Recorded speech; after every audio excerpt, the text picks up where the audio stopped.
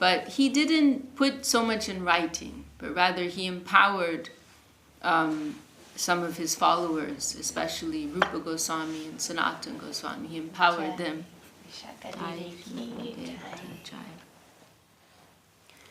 He empowered them to put his teachings in writings. However, he did give us these 8 verses, which came from his own hand and own heart, and so they're very precious to us. And these 8 verses are all centered around the glories of the holy name and chanting the holy name and the different stages of purification and transformation that one will go through while chanting the holy name. So I was thinking we could go through that.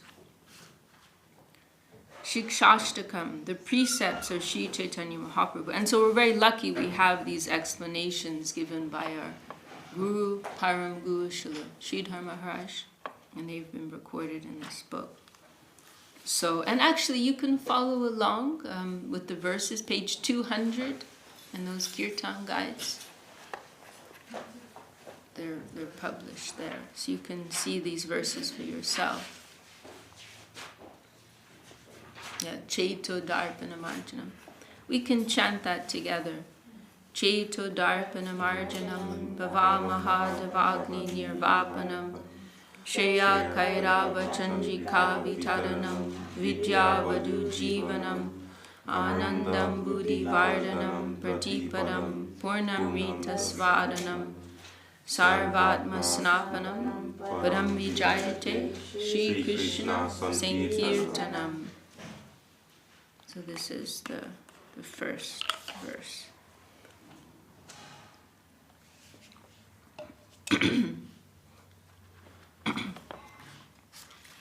Translation. The holy name of Krishna cleanses the mirror of the heart and extinguishes the fire of misery in the forest of birth and death.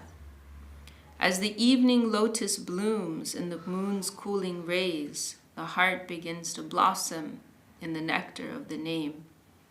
And at last the soul awakens to its real inner treasure, a life of love with Krishna. Again and again tasting nectar, the soul dives and surfaces in the ever-increasing ocean of ecstatic joy. All phases of the self of which we may conceive are fully satisfied and purified, and at last conquered by the all-auspicious influence of the holy name of Krishna. Illumination. Sri Chaitanya Mahaprabhu is the pioneer of Sri Krishna Sankirtan.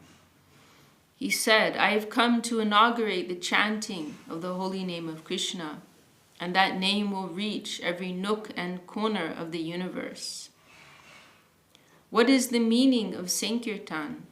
Samyak means full, and kirtan means chanting. Together, these 2 words form the word Sankirtan, which generally means congregational chanting of the holy name of Krishna. But samyak means full not only in quantity, but also in quality. Full quantity means extensive in number, congregational. Full quality means complete praise. Complete praise can only mean the glorification of Krishna. So Sankirtan means complete kirtan, a song in praise of the complete whole, the absolute truth. Anything else is only a partial representation. Therefore, Krishna should be praised, his glory should be chanted, for he is everything. He is the master, the dispenser of both good and bad, the absolute controller of everything. Everything is due to him. The fulfillment of all life is reached in him. Just as a horse may have reins to check his movements, but if let loose will run freely, praise which is unchecked by any mundane purpose will run straight towards the supreme cause, Krishna. The word Shri means Lakshmi Devi, Krishna's potency. This means that in Sankirtan, Krishna is worshipped along with his potency. for Krishna's potency is included within him. And within this Hare Krishna mantra, there are different explanations about this. And in some, or many will say Rama means Ramachandra, right? Or Balaram. And of course, actually, everything is correct. It is all depending upon our vision and our stage of understanding. But in our line, our gurus have given this very fine explanation that this Ram is actually referring to pleasure. And so this Ram is referring to Radha, Raman, Krishna, Krishna who gives pleasure to Radha.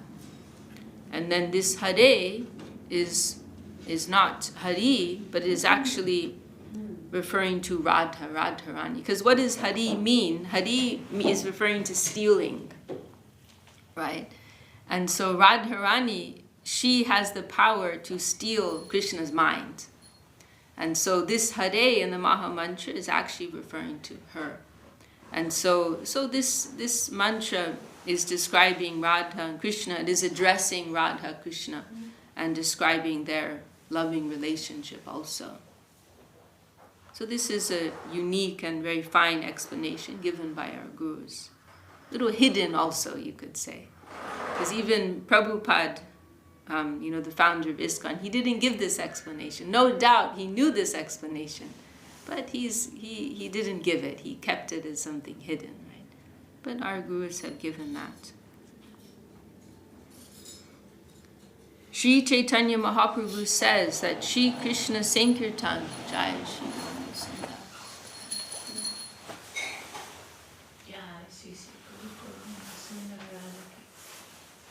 Sri Chaitanya Mahaprabhu says that Sri Krishna Sankirtan should thrive throughout the world. It should be victorious without any hindrance. Padam vijayate Sri Krishna Sankirtanam. It should be a spontaneous, unchecked, and natural flow. It should be exclusive, independent, and without reservation. And this praise of Krishna should be congregationally chanted. That vibration is beneficial for the whole world. Only by surrender and pure devotion can we take to Sri Krishna Sankirtan. Cleansing the mirror of the mind. What are the different stages through which we will pass while chanting the holy name of Krishna? So this first verse, and what you'll see as we go through these 8 verses is that there's a development of consciousness that's taking place, step by step. But then this first verse is a little different because it's more like a summary of the glories of the holy name. And it's describing, in a summary way, these different stages of consciousness we'll move through. It's also, I like to think of this first verse as kind of like a big banner advertising the glory and the sweetness of the holy name. So what are the different stages through which we will pass while chanting the holy name of Krishna? The first stage is that it cleanses the mirror of the mind. So if you look at the verse there, this Cheto Darpana Marjanam means cleaning, the Darpana means mirror, maybe you know that word. Marjanam, cleansing, right? Cheto, consciousness. So this is the first stage, the first effect of chanting the holy name. Of course, it's also understood that chanting, it is assumed that one is chanting with sincerity, right? And that one has also received the holy name from a proper source and from a pure saint. That one has received the name and is chanting that name with sincerity, not with some material intention, with some other agenda, but that they sincerely want to offer themselves to the holy name, to serve the name, to love the name, and have a loving relationship with the Lord and his name. So if one is chanting from this genuine place, then all of these effects will take place. And so the first, Cheto, Darpana, Marjanam, purification of the consciousness. The first stage is that it cleanses the mirror of the mind. If the mirror of the mental system is covered with dust, we cannot see things clearly, and scriptural advice cannot be properly reflected there. What are the different kinds of dust covering the mirror of the mind? Our infinite, fleeting, and organized desires are considered dust, and our hearts and minds are covered with layers and layers of this dust. Therefore, we cannot see things properly. They cannot properly reflect on our mind because it is covered with the infinite ordinary desires of this mundane world. So we're hearing so many, high things, and hearing so many scripture and chanting so many beautiful devotional songs, but we're not experiencing the full effect of that. We're even standing in front of the Lord in his deity form, but we're not really experiencing the full potency of that. Why? Because all these layers of dust, they are clouding our consciousness. Maybe we're even hearing some beautiful scripture and we're just thinking about some television show, or we're thinking we're hungry, or whatever it is, right? Because our consciousness is covered. So the effect of chanting is that those layers of dust, they will start to clear. So the first effect of Sri Krishna Sankirtan is the cleansing of the mind. The Vedic social system, Varnashrama Dharma, has been formed for this purpose. So this is the whole purpose of the Varnashrama system, right? It is actually karma yoga. This is also the effect of karma yoga. But in chanting, it is much easier. Because what is karma yoga? That you will take up your duty in life, whatever it may be, that you're a mother, a father, a school teacher, a bus driver. You have some duty, and you will carry that duty out in a selfless spirit, simply with a sense of duty. Not that you are trying to take advantage of the environment or become so much superior or wealthier than others, but you're just doing your duty, right? With this clean type of mentality. Then the same effect will take place from that purification of the heart. Why? Because you're not indulging in all the whims of your mind, right? Normally, our mind is telling us, oh, I like this, I don't like that. And if we act on those urges of the mind, those pulls of the mind, then we're reinforcing those layers and those tendencies. But if we pull back and we ignore the dictates of the mind, then without any food, that mind will start to starve. The mind will shrivel up. It will leave us eventually. So, normally in the Varnashrama system, this means, practicing our duty in a very serious and careful way. But this is another very simple method, simply through chanting the holy name sincerely. The Vedic social system has been formed for this purpose. If we discharge our social duties perfectly, without any attraction for the consequences, we achieve purification of our consciousness. But the first installment of Nam Sankirtan gives us the end result of Varnashrama Dharma. This is a very good point, right? Because the whole of the elaborate Varnashrama system, it has this one end goal in mind, purification of the mind.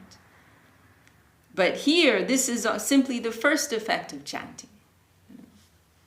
That is how powerful the holy name is. The first installment of Nam Sankirtan gives us the end result of Varnashrama Dharma, purification of the heart and mind. Then we can understand Vedic advice properly. The next effect of chanting the holy name is that it extinguishes the fire of material existence and the forest of repeated birth and death. We are forced to come into creation and again die. The mundane wave catches the soul, which mingles with that vibration in different stages. That is stopped by the second effect of Sri Krishna Sankirtan, and we become liberated. So this Cheto Darpana Marjanam, first effect, purification of the consciousness. And then second, Bhava Mahadavagni Nirvapanam. So here, material existence is compared to a raging forest fire. And that Nirvapanam, that will all be extinguished. So in other words, we will become liberated from the cycle of samsara, cycle of birth and death. With the first stride, the intelligence is purified. With the second stride, the holy name effects liberation from the great conflagration of threefold miseries. Let me just go back and refer. Right? And so this liberation, this is also referring to freedom from what are referred to as the three miseries of material existence, which are adhyatmic, miseries within the body and mind, such as disease and mental anxiety. We all know about that. So suffering that comes from within our own self, whether physical or mental, this is the first type of mundane suffering, adhyatmic. Then the second, adibhotic, means suffering that's caused, misery that's caused from other living entities, whether it's other people, your family, your friends, your neighbors, insects,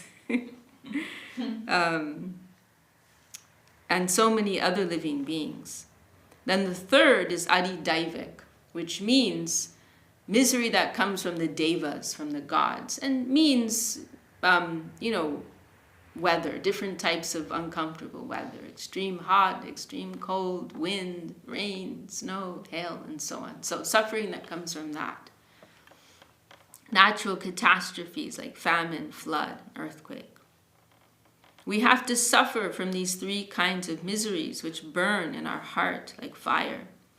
But everything is extinguished forever by the second stride of Nam Sankirtan, which gives us relief. The supreme goal of life.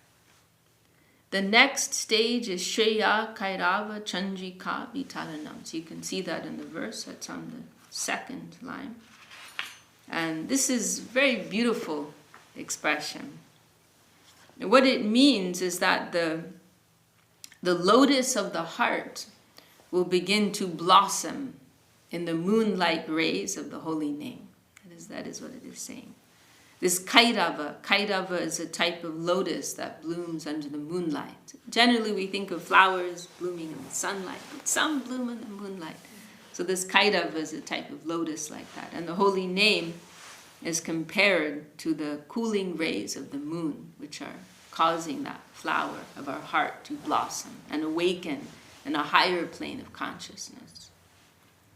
The next stage is Shreya Kairava Chandrika Vitaranam. The holy name bestows upon us the supreme goal of life. After doing away with these two negative engagements, our positive engagement begins and ultimately takes us to reality, to the real truth, which is eternal, auspicious, and beautiful.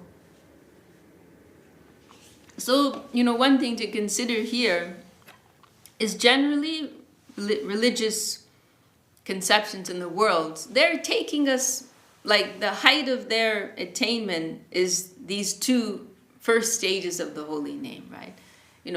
To attain moksha, right?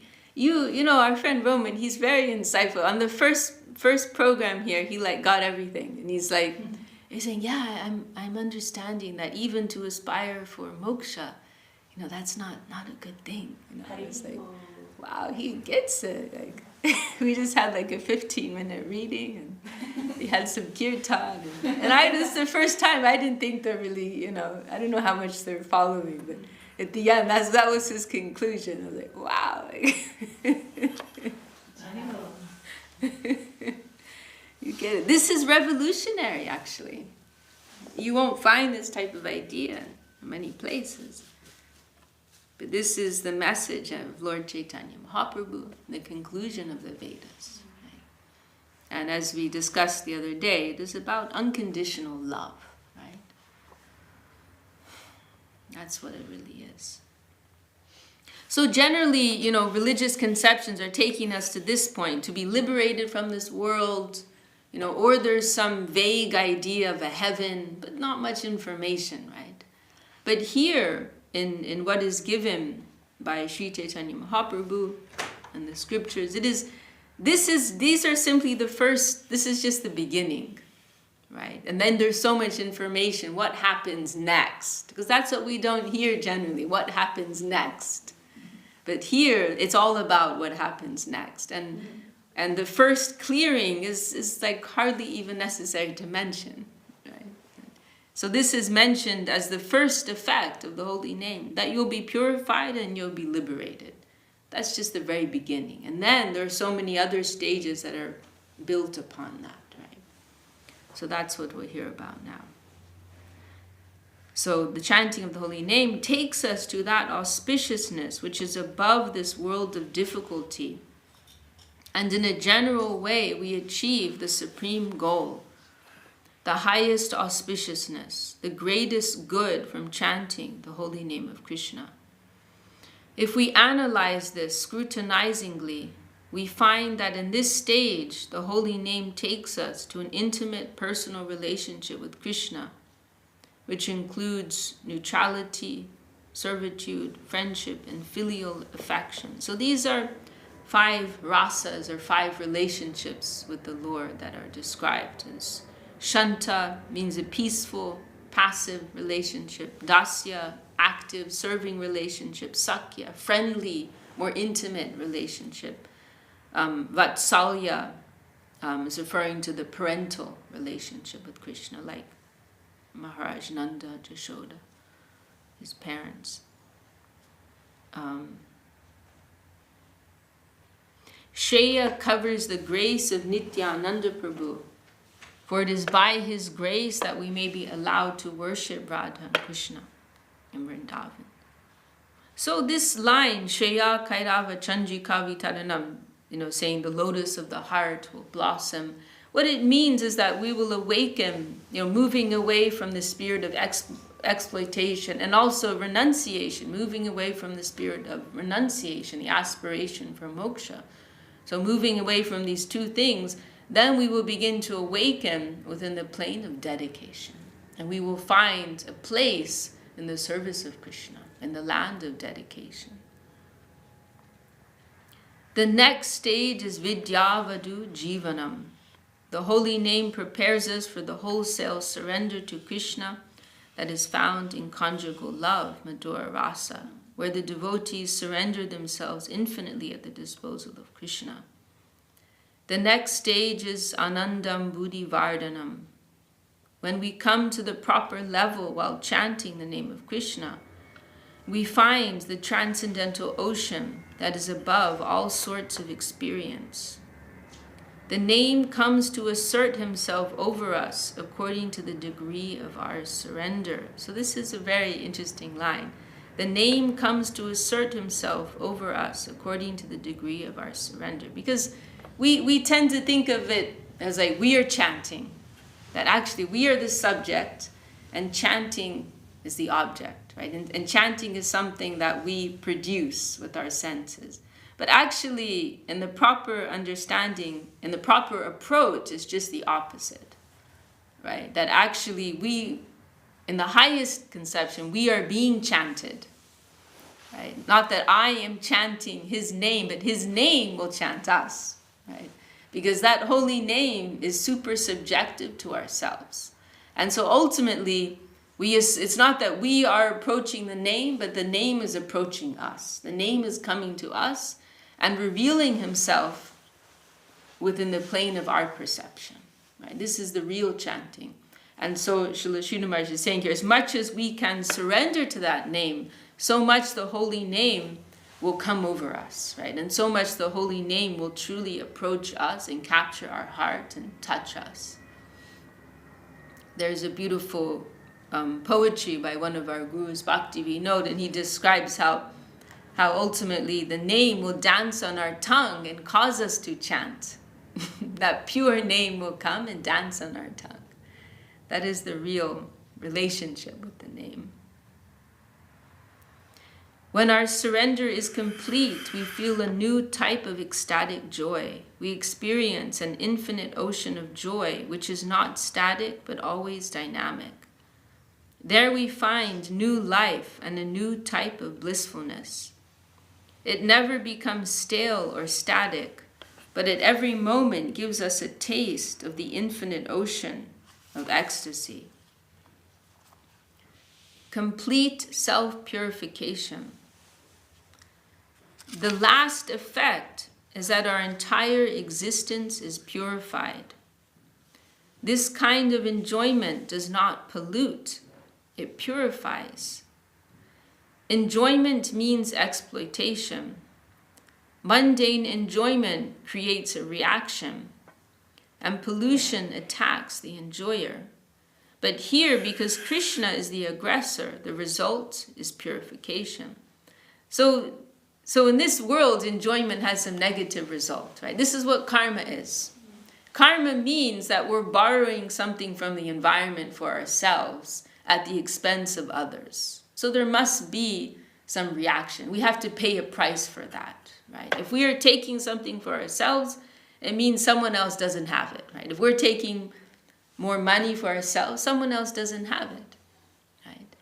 Then this is where karma comes in. Then it means we have to pay a price because we're taking energy from the environment for ourselves. It's not in consonance with the whole, but it's for ourselves. So there's some friction with the environment, and we will have to pay for that to even out the debt, to make the balance. This is what karma is. But enjoyment that comes through devotion to Krishna, through connection with Krishna, because it is in connection with the center, then there's no negative reaction to that. It is only uplifting us, rather. All enjoyment that comes from the center, from the autocratic desire of Krishna, purifies us completely. In this verse, the words sarvatma snapanam mean that all different phases of the self which may be conceived are fully satisfied and purified at once by chanting the holy name of Krishna. And there is another meaning of sarvatma snapanam. If we praise Krishna congregationally, we will be purified according to our capacity. Both the singer and the audience, as well as anyone who comes in connection with the transcendental sound, will be purified. Snapanam means purifying. That vibration purifies everyone and everything that comes in touch with it. So Mahaprabhu says, go on with Sankirtan, the congregational chanting of the holy name of Krishna. Of course, Sankirtan must be genuine, so association with saints is necessary. It is not an empirical attempt. We are attempting to have a connection with the higher, unconditioned realm which can descend to help us here. We must have that connection with the higher reality, for that is all important. So this is not just a matter of some sense experience, right? Or exercising our tongue, our mind. But we are trying to access a far higher plane than where we are at present. And so we need the connection of the sadhu. Right? The holy name of Krishna is not mere physical sound. It is not lip deep only. But it has a greater and higher aspect. It is all spiritual. We are in the marginal plane of existence, so some higher connection is necessary in order that the wave will descend from that higher realm and come to us and spread its influence outside as well. Wherever it goes, the Sankirtan of the holy name of Krishna will produce these sevenfold results. This is the purport of Mahaprabhu's first verse. The first effect is that the holy name cleanses the soul, which is attacked by the dirt of desires from the mundane world. By the second effect, it gives mukti, liberation, perfect independence from material forces. The third effect brings real fortune, the opening of the soul's treasure. The innate resources of the soul are gradually awakened by the holy name of Krishna.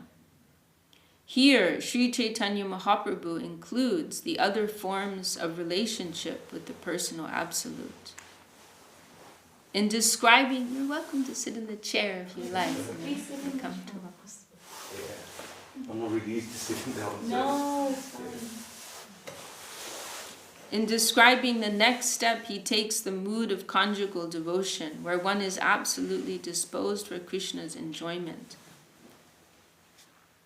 I need millions of mouths. The next effect is the tasting of his ecstatic association. In Vrindavan, the realm of Krishna, one who can chant the name of Krishna properly will express himself with a peculiar sort of ego.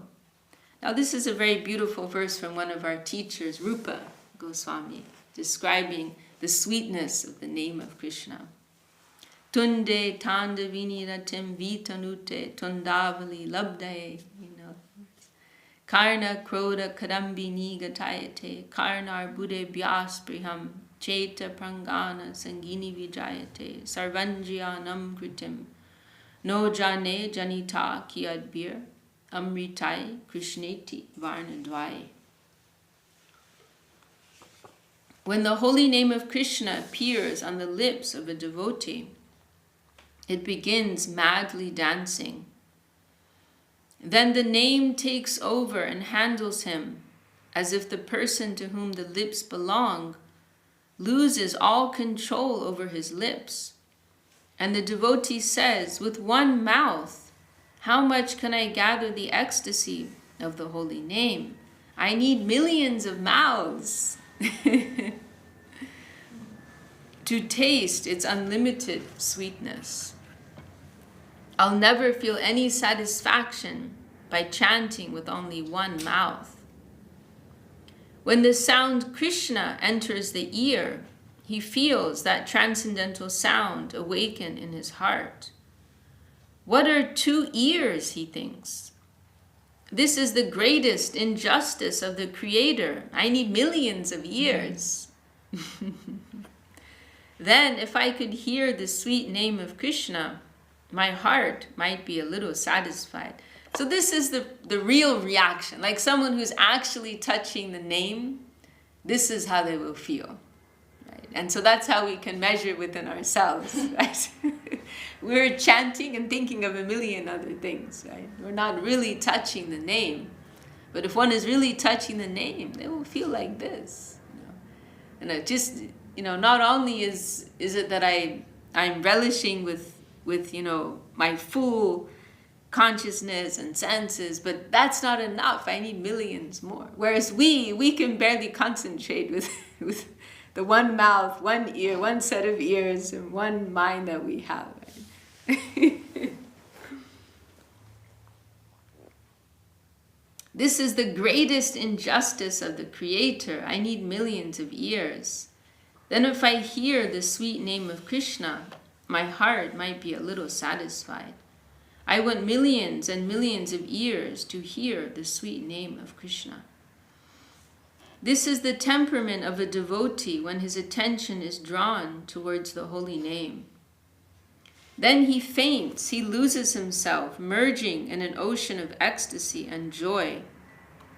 And in great disappointment he says, I failed to understand the quality and quantity of the substance of Krishna's name. I am perplexed. What sort of honey sweetness does this name contain? In this way, the chanter of the name wonders. Krishna's mystic flute song. This has been taught to us by Sri Chaitanya Mahaprabhu, who said, properly chant the holy name, the sound representation of absolute sweetness. That sweetness is also to be found in the flute song of the Lord. The sound of Krishna's flute has the great mystic power of capturing and pleasing everyone and everything. Upon hearing the sound of Krishna's flute, the Jamuna's current is paralyzed. The sweet sound of Krishna's flute attracts the birds, the trees, and the beasts. Everything is astounded by contacting the sweet vibration from Krishna's flute. Sound vibration can work miracles. Sound has the highest capturing potency. Sound can make or mar. It can do anything. It has such intrinsic capacity. It comes from the subtlemost plane, beyond the ether. That universal sound is absolute sweetness and goodness. How much power is there, how it can capture us. Like a blade of grass, we may be played by the current of that sweet sound in such a way that we cannot even trace out our own personality. We may lose ourselves there, but we do not die. The soul is eternal. Diving up and down, we are played by the current of the sweet sound. We are less qualified than a straw, a blade of grass, and the Krishna sound is so big and so sweet that it can play us in any way it likes. We cannot begin to conceive how much power is in the name, the sound which is identical with absolute goodness and sweetness. Sri Chaitanya Mahaprabhu says, don't neglect the sound which is one and the same with Krishna. Absolute sweetness and goodness, everything is there within the holy name. And the holy name is representing itself to us in a very cheap way. Nothing is required to purchase it. No money, no physical energy. All these things are unnecessary. What is required? Sincerity. One who simply takes this divine sound sincerely will be so enriched that no one will be able to conceive of so much goodness and development. And anyone may have it very cheaply, but one must chant sincerely with his whole heart. Of course, wholehearted sincerity presupposes going to a proper agent, a saint, and getting the holy name from him. Sri Krishna Sankirtan is praised by Sri Chaitanya Mahaprabhu, the inaugurator of the Sankirtan movement, who came as Radha Govinda combined. His advice is most valuable and necessary to tell us that with a sincere spirit we must come to join the Sri Krishna Sankirtan, the most purifying transcendental sound, which effects liberation, gives all fulfillment, and grants us such a positive attainment that we lose ourselves in the ocean of joy and inconceivable sweetness. Let's see. Maybe we won't finish the chapter today. Should we stop there? Do you think? Should we stop there? Do you think? I feel like chanting. Yeah. Very, very beautiful. So beautiful. Yeah. Jai Shri Bhakti Lakshak Sridhar Dev Swami Ki Jai. So for chanting, like I just want to ask, is there a sincere or a better way, or just to get the maximum benefits? Like how do you really chant? Well, we have to keep hearing. And Srila Sridhar Maharaj is going to discuss all these things. Yeah. But one thing, first of all, the first necessity is humility, right?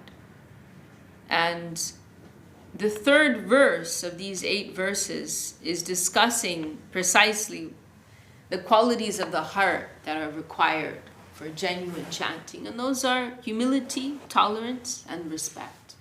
And it says there, one who is as humble as a blade of grass, more tolerant than a tree, and who gives all respect to others without expecting it for themselves, such a person, they can truly chant the holy name. So yes, we're trying to, live the chanting of the holy name, right? And so that, as we're discussing, requires a wholesale transformation of consciousness. And so, yes, we can try to live our lives with this type of spirit, and that will help to open our hearts to receive the name. And also, when we're chanting, we want to chant with pure intentions, right? Not that we want to get some result from the name, but no, simply we want to offer ourselves to the name. We want to remember the name is something higher than ourselves, and we want to offer ourselves to that name. We want to be used as instruments of that higher name and its purpose in this world, right? So we can chant with this, simple heart. And also, our Gurudev mentioned, we don't need to think about anything while we're chanting. We can simply, with this type of mood, meditate on that vibration of the holy name. And that is all. But what we'll start to see, when we make that approach, there will be some reciprocation, and it won't necessarily be easy, right? Because when we approach the name wants to approach us. But at the moment, there are so many blockades, right? In the sense of different types of ego, right? There are different things within our consciousness which are creating blocks, right? And so the name will try to start to clear these blocks, which are different attachments that we may have, unhealthy attachments, limited conceptions, prejudices. So the holy name will start to clear these things, and that may be a little uncomfortable, right? So we have to be a little alert and see that these things are not happening randomly, but they're coming to try to help me, to clean me. And it may be a little uncomfortable, maybe a little painful, but we have to understand it's part of the cleansing process. So we have to embrace that, right? We have to embrace that. Because this is something living that we are approaching. And if our eyes are awake, if we are awake, then we will see how the environment is reciprocating with us in different ways. And we have to be ready for that.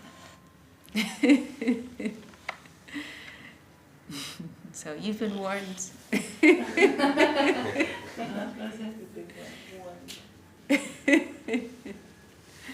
It is the greatest adventure, right? Srila Sridhar Maharaj says that in one place. It is the greatest adventure to search for the root of the whole. Simply to have the courage to face our own selves, that is a great thing.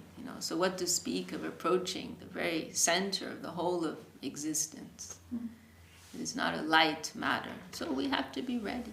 We have to be ready for that. Understand how serious this undertaking is. Because for me, personally, I started chanting 6 months ago. Okay. And then I did do regularly for the first 3-4 months. And then that's why I came here the first time. And then after that, for the last 2 months, I had been really busy, and then a lot of things happened, so I didn't really chant. And then I started again, but because I did realize you don't really need initiation to chant Hare Krishna mantra. Anyone can chant it with pure heart. So that's why I started chanting it after I went to ISKCON and properly. But yeah, it does feel I do feel a lot of positivity and a lot of differences in my life. So yeah. You seem like a very clean-hearted soul, so you probably won't have too much trouble. There isn't so much obstructions in your consciousness. I think the main thing is I think that I don't really know anything at all. So yeah, I think maybe that's why I feel there's a lot of things for me to learn, and then I think that's the main reason I'm here as well. Because you guys, you dedicate your whole life for the service of the Lord, and then that's why I thought I could at least dedicate a few hours of my day, and then I know I can't really do a lot, but at least I can try and start from there. So well, what's so beautiful about Krishna consciousness is that it's about an offering of consciousness. So whether you're in the workplace or whether you're in the temple, it's really a matter of where your consciousness is at, right? So we are happy to honor your presence with us and see how you desire to dedicate yourself. Very beautiful to see. Yeah, I think that's what I'm just trying to dedicate from my own space, from what I can and how I can. But like just doing my duties, but still trying to add a bit of Yes, and we can adjust our consciousness, right? So it is more connected. Everything becomes more connected. So, I have to maintain my body, or I have to maintain my family. I have various duties, and I have to make some money, to take care of these matters. But why am I maintaining my body? So I can remember Krishna more, so I can develop more attachment to Krishna. I can serve Krishna when I have the opportunity. So in this way, we can connect everything. Everyone, we can see our co-workers also. Everyone, they all belong to Krishna. Maybe they don't know it yet, but they do. And when you have the opportunity, you can share a little something if they're interested, right? They'll see your shining face. Oh, he's got something good going on. What's your secret, Roman? Oh, well, So we have one lady in America, Jivana. She works for a prestigious company in Silicon Valley, but she's just the most lovely person. She's like an angel on earth, and so of course all her co-workers love her, and she's showing them a beautiful example of what it means to be a devotee of Krishna. And that gives them inspiration, gives them some faith, there's something in all of this, So in our own way, with everything we do, everything can become connected, right? It's all about our vision and how we're adjusting things. As in the beginning it may feel like, I have to have a balance, my work-life balance and my spiritual life, material life balance, But as our consciousness develops, we'll see it all as one whole. It is all Krishna conscious. It's all connected with Krishna. There's no separate life, actually. But wholesale transformation, where everything is included within that spiritual vision and practice. Nothing's outside of that. As you said, quoted so nicely the other day, all center, no circumference, right? We will eventually come to such a high vision.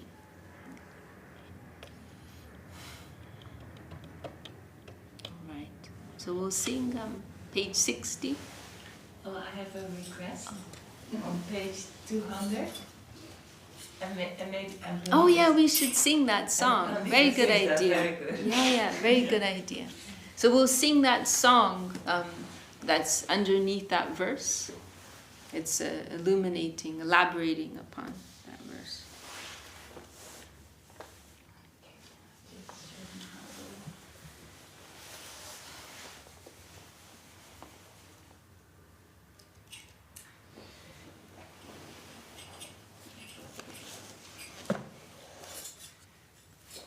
Pita Varana Kali Pavana Gaura.